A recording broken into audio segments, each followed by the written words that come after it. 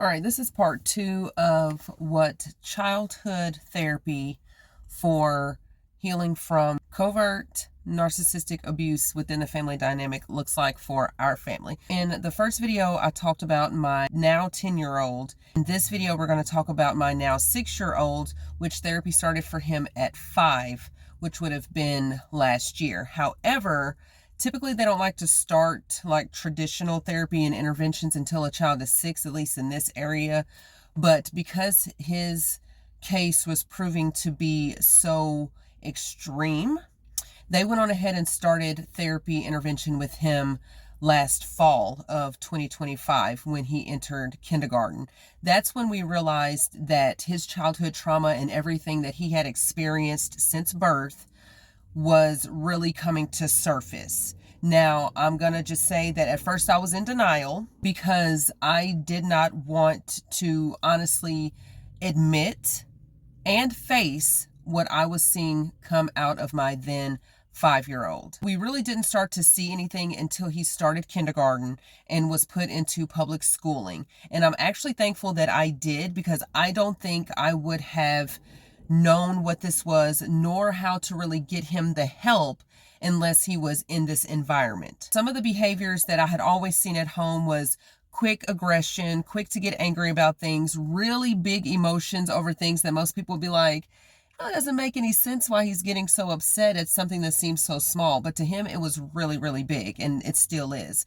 Now, in the classroom, we started seeing behaviors like escaping the classroom, pushing and hitting on students, yelling, jumping on tables, swiping things off. And again, just showing really, really big emotions and his inability to control them and to come down from a situation. Because let's be real, it's normal to have emotions, it's normal to express them, but there is a certain level of being able to say, okay, I'm going to calm down now, my nervous system can regulate, and this child is dysregulated about 99% of his day. So the therapy that we started with him was within the school system. So we did school-based services.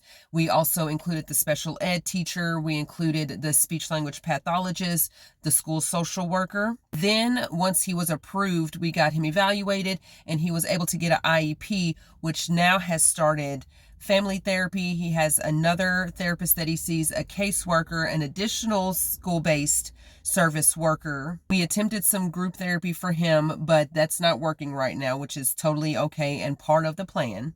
And as of the time of recording this, we're only about a couple months into his total plan, so his goals are not yet measurable, but they are set and they will follow him into the next school year. And then throughout the summer, he will continue a vast majority of the sources and resources that I just listed out for you. What was labeled for my 6-year-old was also PTSD from childhood trauma, in addition to ADHD. And some of the goals that we have set for him is to be able to self-regulate at least 20%, show ability to be able to use some of the calming techniques to bring his self down. And with this, we'll also be able to see a slight change within his academics, because he's proven to be very, very smart. It's just his dysregulation and his disrupted nervous system is preventing him from actually being able to sit down through an entire lesson, show what he knows, and be able to show progression at the same time. Again, like I said, it's going to look different for each child because they internalize and externalize things differently. They process differently.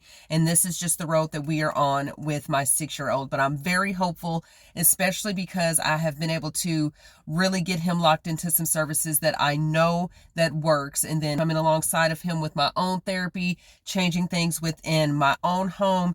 It is already doing wonders. And I just know that he is going to be A-okay.